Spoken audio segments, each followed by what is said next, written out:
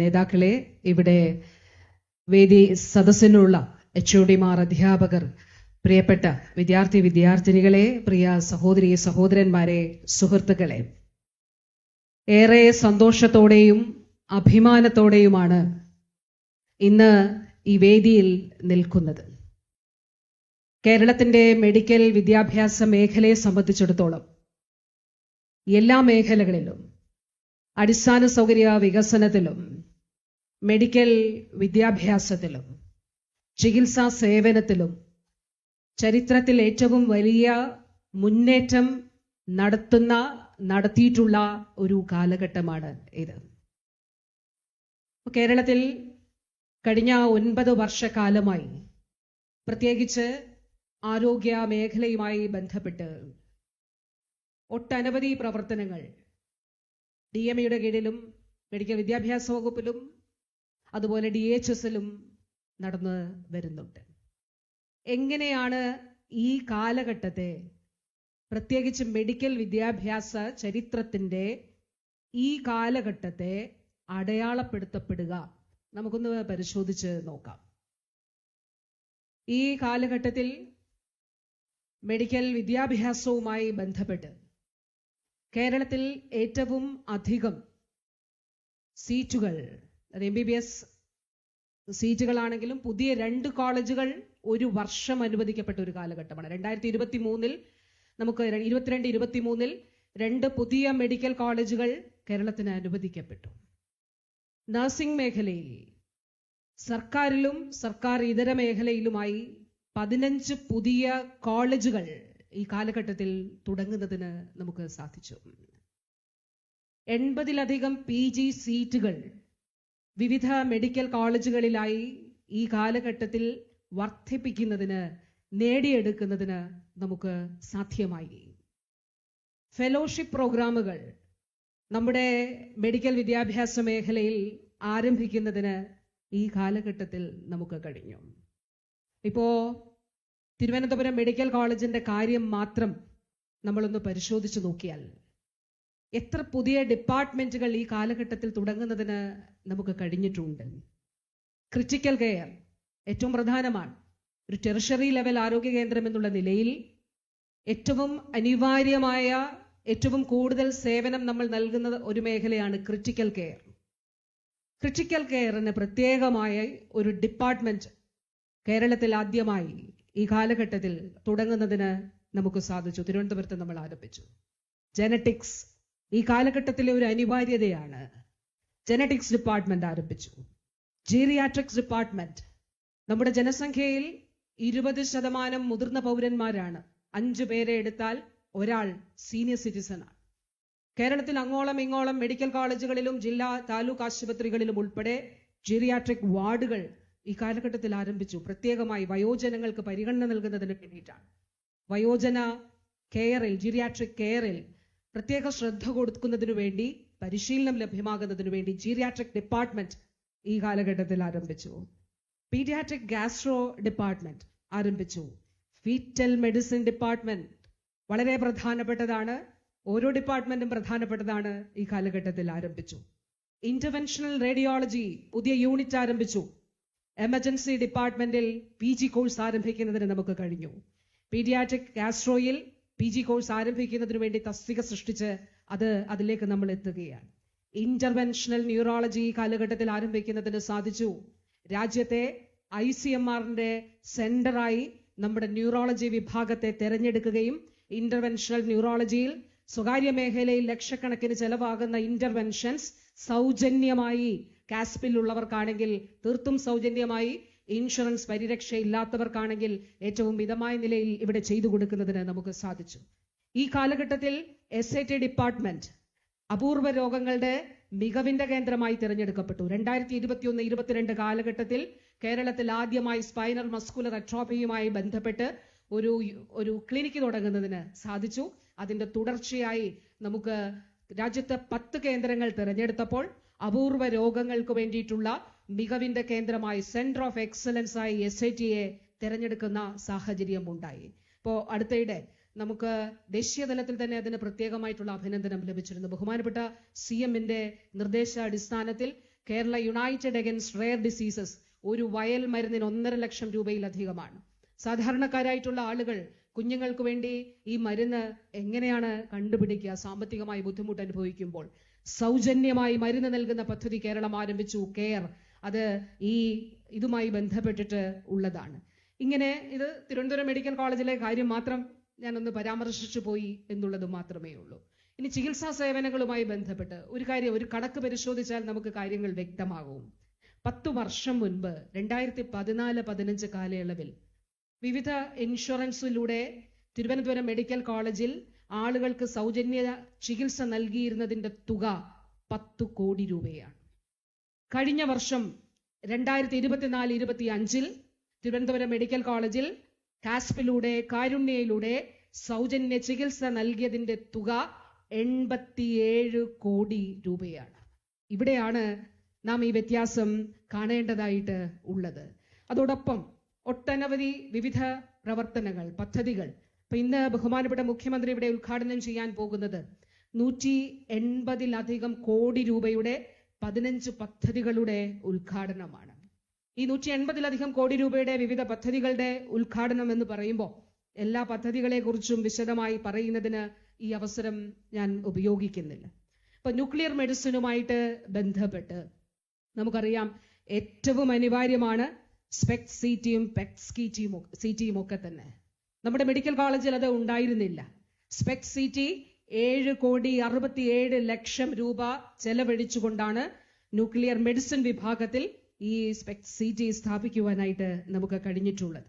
കുഞ്ഞുങ്ങൾക്ക് വേണ്ടിയിട്ടുള്ള haemo dialysis 12 മെഷീനാണ്, പ്രത്യേക യൂണിറ്റ്. മെഡിക്കൽ കോളേജിൽ ഒരു ദിവസം ഡയാലിസിസ് ചെയ്യുന്നവരുടെ എണ്ണം 100-ലധികമാണ് എന്നുള്ളത് നാം കാണണം.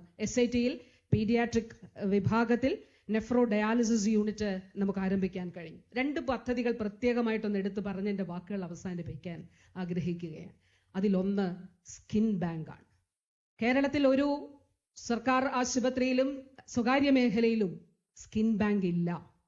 സ്കിൻ ബാങ്ക് ഇപ്പൊ നമ്മുടെ എല്ലാ മെഡിക്കൽ കോളേജുകളുമായിട്ട് ബന്ധപ്പെട്ട് വളരെ അത്യാധുനിക നിലയിലുള്ള ബേൺസ് യൂണിറ്റുകൾ ഈ ഘട്ടത്തിൽ ആരംഭിക്കാൻ നമുക്ക് കഴിഞ്ഞിട്ടുണ്ട്.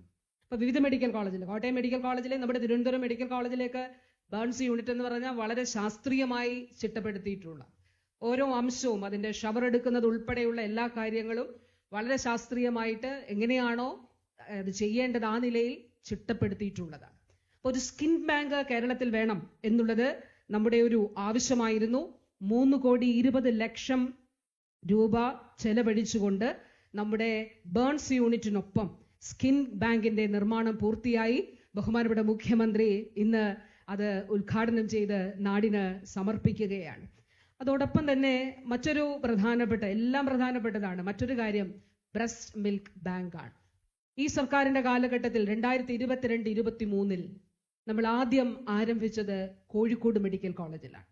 കോഴിക്കോട് മെഡിക്കൽ കോളേജിൽ ഇത് ആരംഭിച്ചു, തൃശ്ശൂർ ആരംഭിച്ചു, 3ാമത് തിരുവനന്തപുരം മെഡിക്കൽ കോളേജിൽ ആരംഭിക്കുകയാണ്. എന്താണ് അതിന്റെ പ്രയോജനം? നമുക്കറിയാം, അമ്മയുടെ പാൽ 6 മാസം വരെ കുഞ്ഞുങ്ങൾക്ക് ലഭിക്കണം.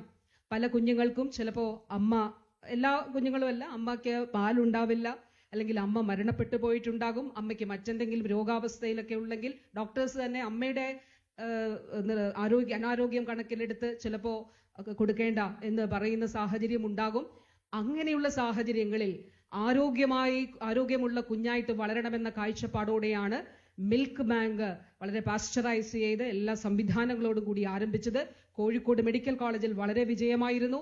അത് അവിടെ ആ ജില്ലയിലും അതോടൊപ്പം തന്നെ സമീപ പ്രദേശങ്ങളിലുള്ള കുഞ്ഞുങ്ങൾക്ക് അത് പ്രയോജനമായി. ഒരു 2 വർഷം കഴിഞ്ഞിട്ട് ഇതിന്റെ ഒരു അനാലിസിസ് നടത്തണമെന്ന് നമ്മൾ വിചാരിച്ചിട്ടുണ്ട്. 3ാമത്തേതാണ് നമ്മുടെ ബ്രസ്റ്റ് മിൽക്ക് ബാങ്ക് ഇവിടെ ആരംഭിച്ചിട്ടുള്ളത്.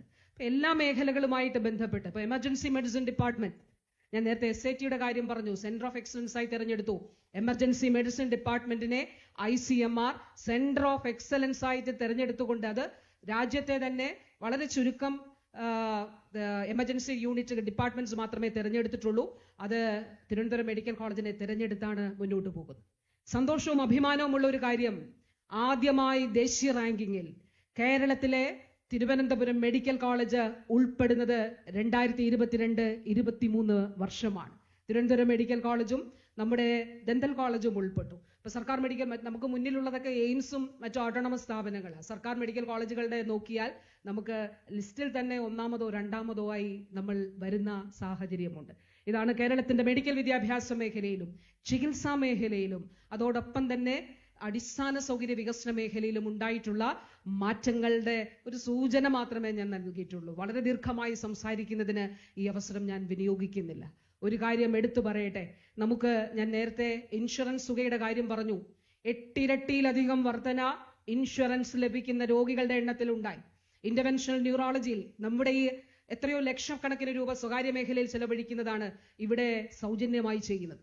നമ്മുടെ ഈ മെഡിക്കൽ കോളേജിന്റെ പോർട്ടിക്കോയിലാണ് ഒരു ആംബുലൻസ് വന്ന് നിന്ന് വിദ്യ എന്ന പെൺകുട്ടി അവളുടെ കൈ 2ആയിട്ട് അറ്റുപോയി രാത്രി ചുറ്റി തോർത്തുകൊണ്ട്, കൊല്ലം ജില്ലയിൽ നിന്നാണ്, ബഹുമാനപ്പെട്ട ധനകാര്യ മന്ത്രിയുടെ ജന്മസ്ഥലത്ത് അവിടെ അടുത്താണ് വിദ്യയുടെ വീട്. ആ കൈകൾ ചേർത്ത് പിടിച്ചുകൊണ്ട്, അതായത് മുറിഞ്ഞു പോയി, 2ആയിട്ട് അറ്റുപോയി.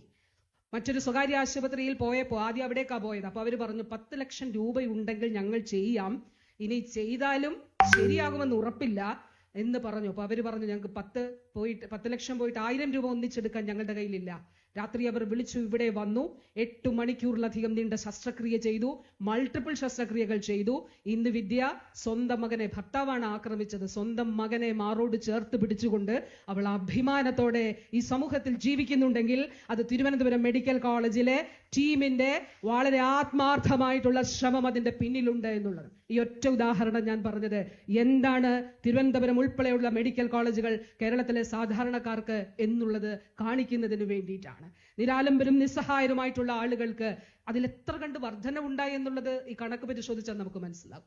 10 വർഷം മുൻപ് 20,000 പേർക്ക് സൗജന്യ ചികിത്സ നൽകിയിരുന്നെങ്കിൽ ഇന്ന് 50,000 പേർക്കാണ്, 47,000-ലധികം പേർക്കാണ് സൗജന്യ ചികിത്സ ഓരോ വർഷവും നൽകുന്നത് എന്നുള്ളത് നാം കാണണം. അതുകൊണ്ട് ഒരു കാര്യം പറയട്ടെ, കേരളത്തിലെ ആരോഗ്യ വകുപ്പിനെ അത് രോഗശയ്യയിലാക്കാം, അങ്ങനെ ചിത്രീകരിക്കാം എന്ന് ആരെങ്കിലും കരുതുന്നുണ്ടെങ്കിൽ, അവിടെ മറ്റാരെങ്കിലും പ്രതിഷ്ഠിക്കാമെന്ന് ചിലരെങ്കിലും കരുതുന്നുണ്ടെങ്കിൽ, ചില മാധ്യമങ്ങൾ അതിനുവേണ്ടി ശ്രമിക്കുന്നുണ്ട് എന്നുള്ളത് വളരെ നിർഭാഗ്യകരമായിട്ടുള്ള കാര്യമാണ്.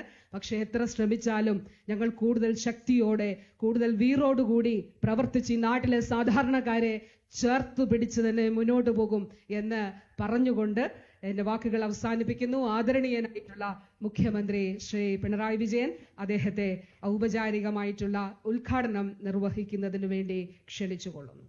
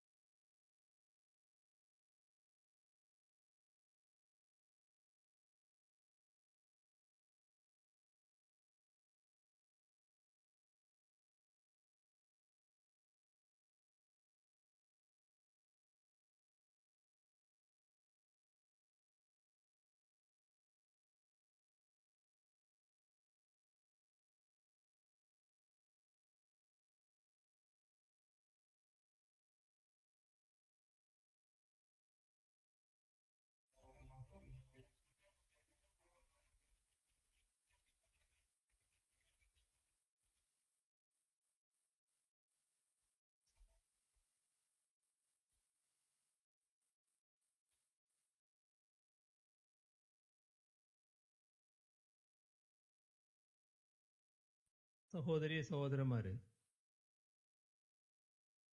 അങ്ങേയറ്റം അഭിമാനം പകരുന്ന ഒരു ചടങ്ങാണ് ഇവിടെ നടക്കുന്നത്. തിരുവനന്തപുരം മെഡിക്കൽ കോളേജ് ആശുപത്രിയിൽ ഒട്ടേറെ പദ്ധതികളാണ് ഈ വേദിയിലൂടെ നാടിന് സമർപ്പിക്കുന്നത്. അതോടൊപ്പം ചില ശിലാസ്ഥാപനങ്ങളും ഇതിൻ്റെ കൂടെ നടക്കുന്നുണ്ട്. പുതിയ ഓപ്പറേഷൻ തിയേറ്റർ കോംപ്ലക്സിൻ്റെ ശിലാസ്ഥാപനമാണ് നടക്കുന്നത്. ഇവിടെ നമ്മുടെ നാട്ടിലെ ബഹുജനങ്ങൾക്ക് മെഡിക്കൽ കോളേജുകളുടെ ശേഷി വർദ്ധിക്കുന്നതിൻ്റെ ഭാഗമായി വലിയ തോതിലുള്ള സഹായമാണ് ലഭ്യമാകുന്നത്. തിരുവനന്തപുരം മെഡിക്കൽ കോളേജ് തിരുവനന്തപുരം നഗരത്തിൻ്റെ ഹൃദയഭാഗത്താണ് സ്ഥിതി ചെയ്യുന്നത്. നമ്മുടെ സംസ്ഥാനത്തെ ആരോഗ്യ മേഖലയുടെ അഭിമാന സ്തംഭമായിട്ടാണ് തിരുവനന്തപുരം മെഡിക്കൽ കോളേജിനെ കണക്കാക്കുന്നത്. ഇവിടെ സൂചിപ്പിച്ചതുപോലെ കേരളത്തിലുള്ളവർ മാത്രമല്ല, നമ്മുടെ അയൽ സംസ്ഥാനത്തു നിന്നുള്ള ധാരാളം പേരും ഈ മെഡിക്കൽ കോളേജിൽ ചികിത്സക്കായി ആശ്രയിക്കുന്നുണ്ട്. അതുകൊണ്ട് തന്നെ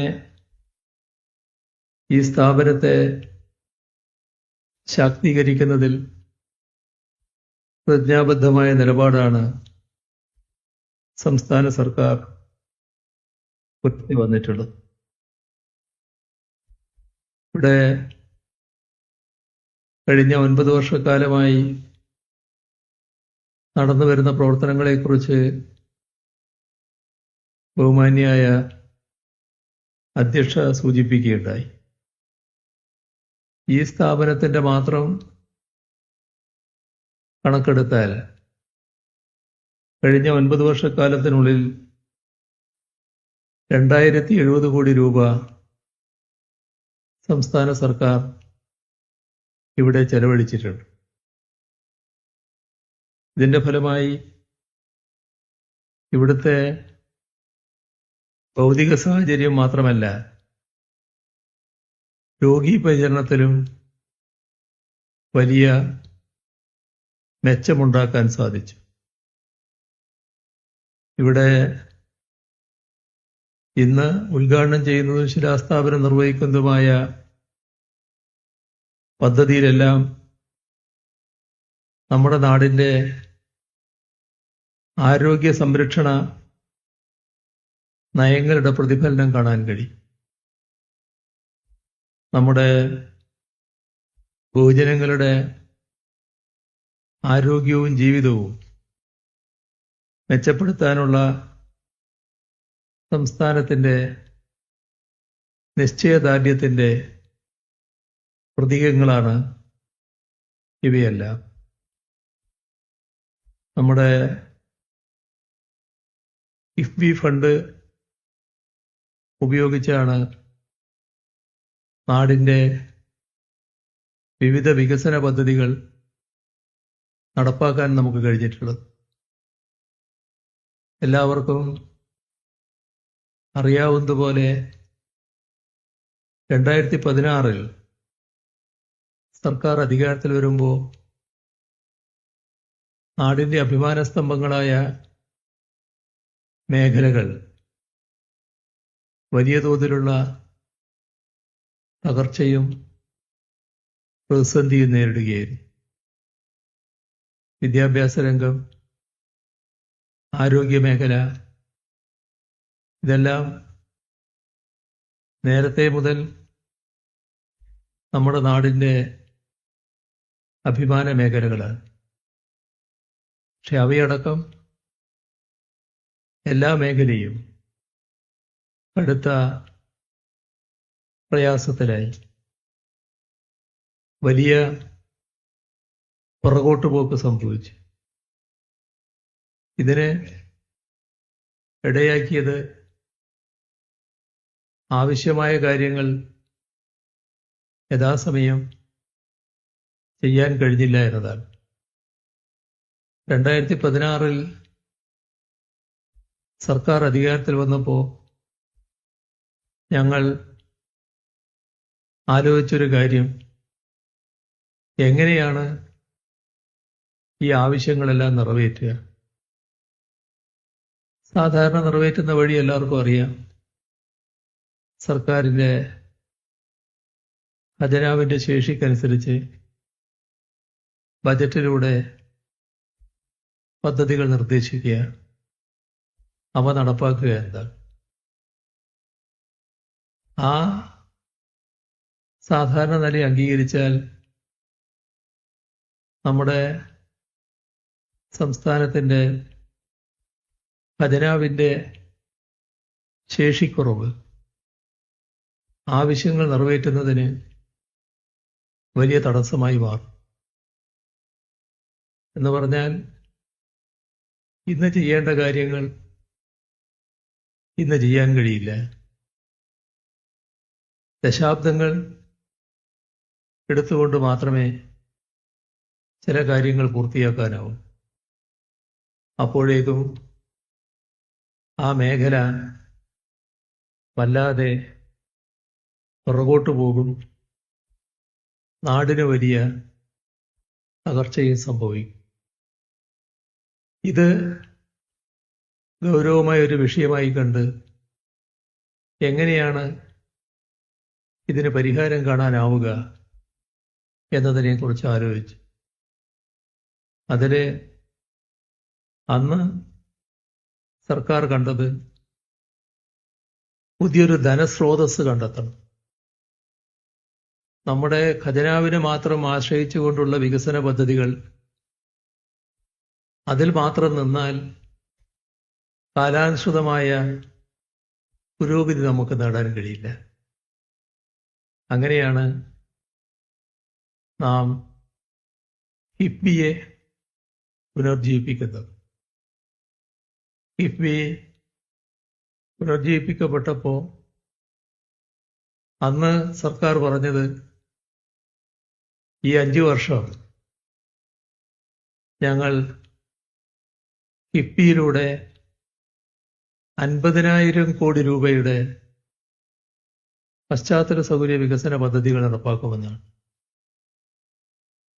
പല വ്യത്യസ്ത അഭിപ്രായങ്ങളും സ്വാഭാവികമായും കേരളത്തിലുണ്ടാകുമല്ലോ. അതിൻ്റെ കാര്യങ്ങളിലേക്ക് ഞാനിപ്പോൾ പോകുന്നില്ല. ഏതായാലും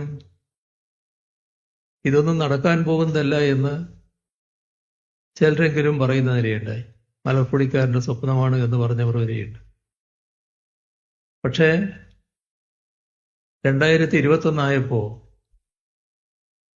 ആ 5 വർഷം 50 അല്ല 62,000 കോടി രൂപയുടെ വികസന പദ്ധതികളാണ് സംസ്ഥാനത്ത് കിഫ്ബി മുഖേന നടപ്പാക്കാൻ തയ്യാറായി.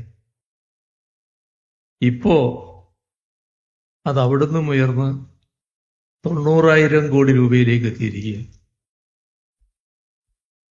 നമ്മുടെ ആരോഗ്യ മേഖല മാത്രം എടുത്താൽ 10,000 കോടി രൂപയുടെ സഹായമാണ് വിവിധ പദ്ധതികൾക്കായി കിഫ്ബിയിലൂടെ നാം സ്വീകരിച്ചിട്ടുള്ളത്.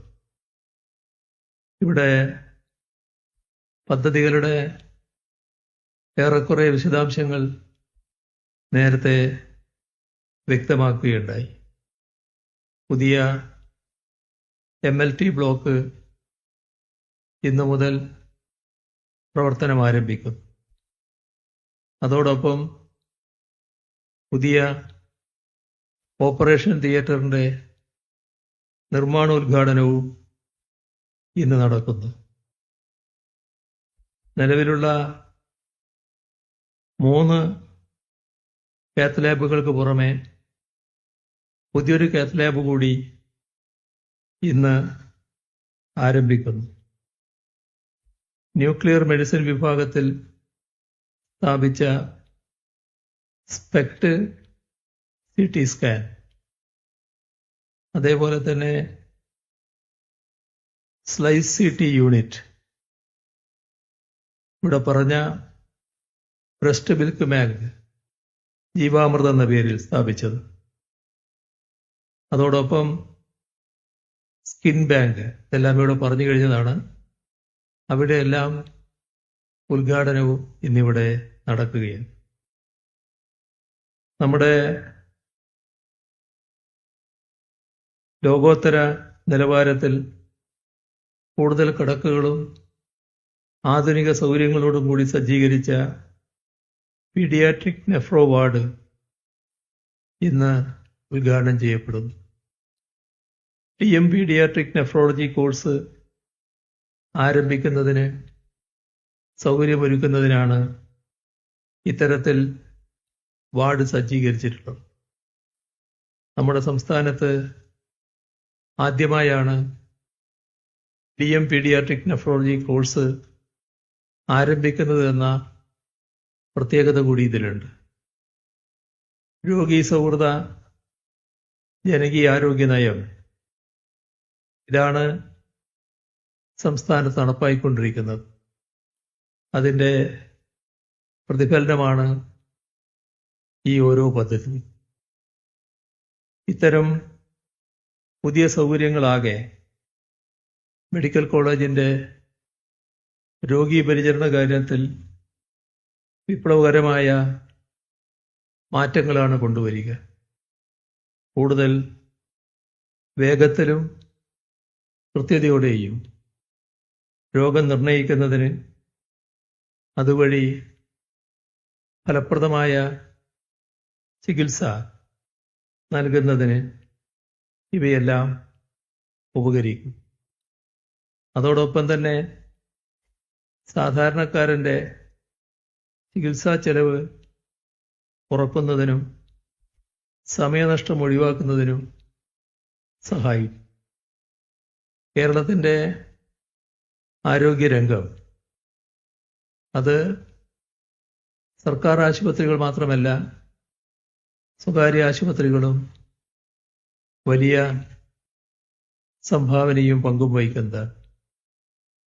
എന്നാൽ ഈ കാര്യത്തിൽ, ഈ മേഖലയിൽ പുതിയ ചില പ്രവണതകൾ കടന്നു വരുന്നത് നാം ഗൗരവമായി തന്നെ ശ്രദ്ധിക്കേണ്ടതായിട്ടുണ്ട്. നമ്മുടെ കേരളത്തിലെ സ്വകാര്യ ആശുപത്രികളിൽ ചിലത് വലിയ സൂപ്പർ സ്പെഷ്യാലിറ്റി സൗകര്യങ്ങളുള്ള ആശുപത്രികളാണ്. നല്ല ചികിത്സാ സൗകര്യവും അവിടെ ലഭിക്കുന്നു. ധാരാളം പേർ അവിടങ്ങളിൽ ചികിത്സയ്ക്ക് വേണ്ടി ആശ്രയിക്കാറുമുണ്ട്. ഈ അടുത്ത കാലത്തായി ഉണ്ടായൊരു പ്രവണത ഗൗരവമായി കാണേണ്ടതുണ്ട്. അത്തരത്തിലുള്ള ചില പ്രധാനപ്പെട്ട ആശുപത്രികൾ, നമ്മളെല്ലാം മനസ്സിൽ പെട്ടെന്ന് വരുന്ന ചില പേരുകളുണ്ടാകും. ആ പേരുകളിലൊന്നും ഒരു മാറ്റവുമില്ല. ആശുപത്രിയുടെ നടത്തിപ്പ് നോക്കിയാൽ നേരത്തെ ഉള്ളവർ തന്നെയാണ് അതിൻ്റെ തലപ്പത്ത് ഇപ്പോഴും ഉള്ളത്. പക്ഷേ അത്തരം ആശുപത്രികളിൽ വിദേശത്തുള്ള ചില വൻ കമ്പനികൾ നിക്ഷേപം നടത്തിയിരിക്കും. കേരളത്തിൻ്റെ ആരോഗ്യമേഖല കൂടുതൽ ശക്തമാകട്ടെ എന്ന സൗദ്ദേശത്തിൻ്റെ ഭാഗമായല്ല ആ നിക്ഷേപം വന്നിട്ടുള്ളത്. ഇവിടെ ഈ ആശുപത്രി നല്ല രീതിയിൽ പ്രവർത്തിക്കുന്നു. അതിലൂടെ തങ്ങൾ മുതലിടുന്ന പണം കൂടുതലാക്കി തിരിച്ചെടുക്കാൻ പറ്റും. ഈയൊരു ലാക്കോടുകൂടിയാണ് ചില നിക്ഷേപ കമ്പനികൾ കേരളത്തിലേക്ക് എത്തിയിട്ടുള്ളത്. കേരളത്തിൻ്റെ വിവിധ ഭാഗങ്ങളിലുള്ള ഏറ്റവും പ്രധാനപ്പെട്ട ഹോസ്പിറ്റലുകൾ പലതും ഇപ്പോൾ ഈ ഗണത്തിൽപ്പെട്ടു കഴിഞ്ഞു. അവിടെ ആളുകൾക്ക് മാറ്റമില്ല, പഴയ ഡോക്ടർമാർ തന്നെ അവിടെ നിൽക്കുന്നുണ്ടാവും. മാനേജ്മെൻറ്റും പുറമേ നോക്കുമ്പോൾ പഴയവർ തന്നെയാണ്. പക്ഷേ ചികിത്സാ ചെലവ് അത് വലിയ തോതിൽ മാറിയിരിക്കും. ആ ചികിത്സാ ചെലവിൻ്റെ ഭാരം താങ്ങാനാവാത്ത തരത്തിൽ വർദ്ധിക്കുകയാണ്. ഇത് ആരോഗ്യരംഗം ഉപയോഗിച്ച് രോഗി ചികിത്സിക്കപ്പെടണം, പക്ഷേ വലിയ തോതിലുള്ള സാമ്പത്തിക ബാധ്യതയുണ്ടാക്കി തങ്ങൾ മുതലിറക്കിയിട്ടുള്ള പണം പെട്ടെന്ന് തന്നെ തിരിച്ചെടുക്കുക, അങ്ങനെ തങ്ങളുടെ ലാഭം വർദ്ധിപ്പിക്കുക. ഈ ഉദ്ദേശത്തോടെയാണ് അത്തരം ആശുപത്രികൾ പ്രവർത്തിക്കുന്നത്.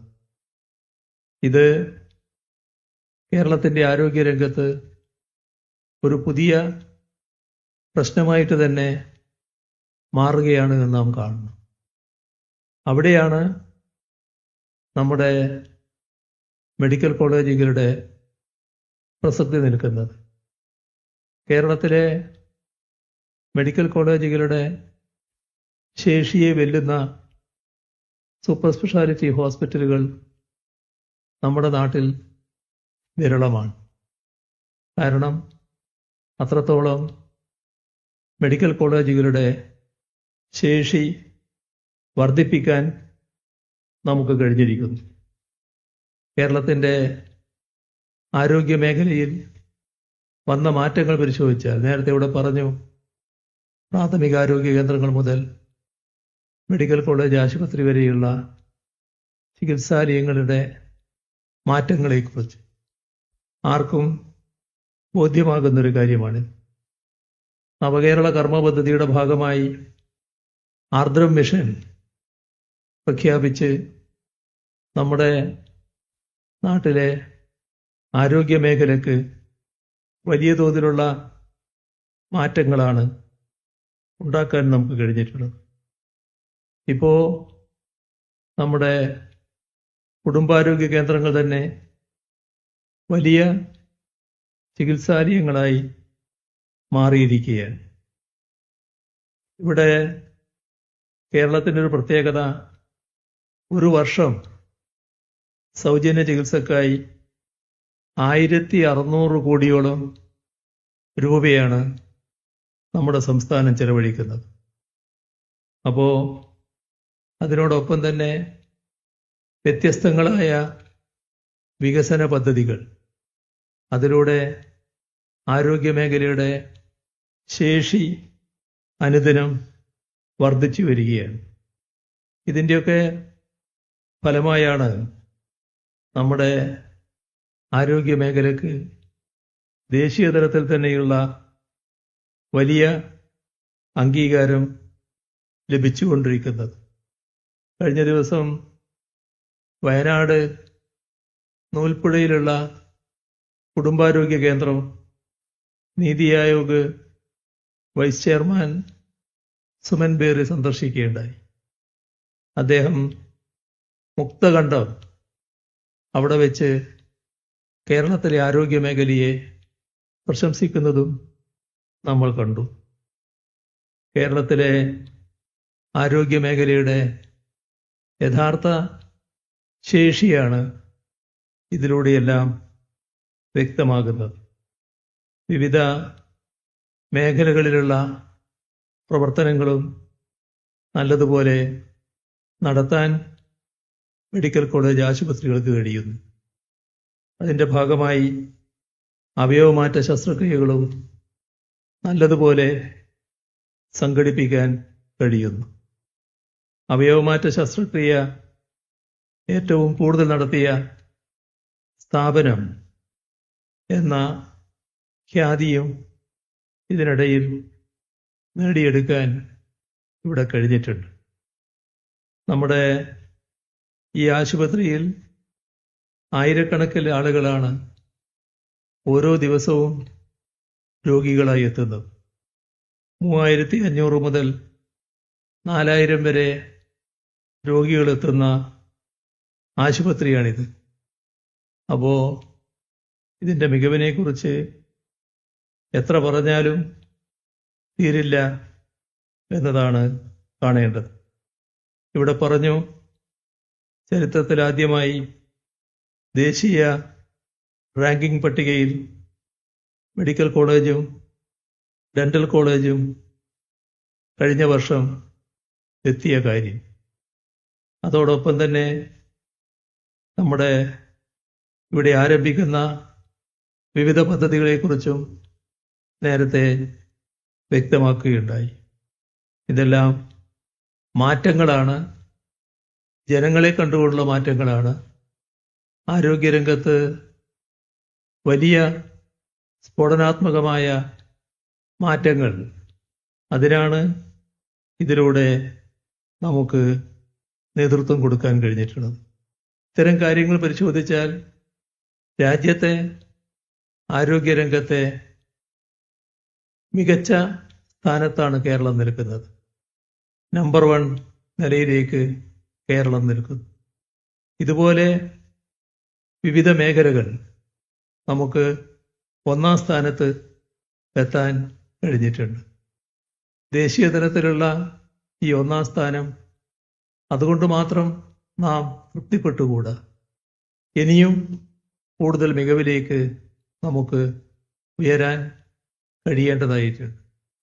ഇന്ത്യയിലെ ഏറ്റവും മികച്ച സംസ്ഥാനം എന്ന നിലയിലേക്ക് എല്ലാ കാര്യങ്ങളിലും കേരളത്തെ ഉയർത്തുക എന്നതാണ് നാം ആഗ്രഹിക്കുന്നത്.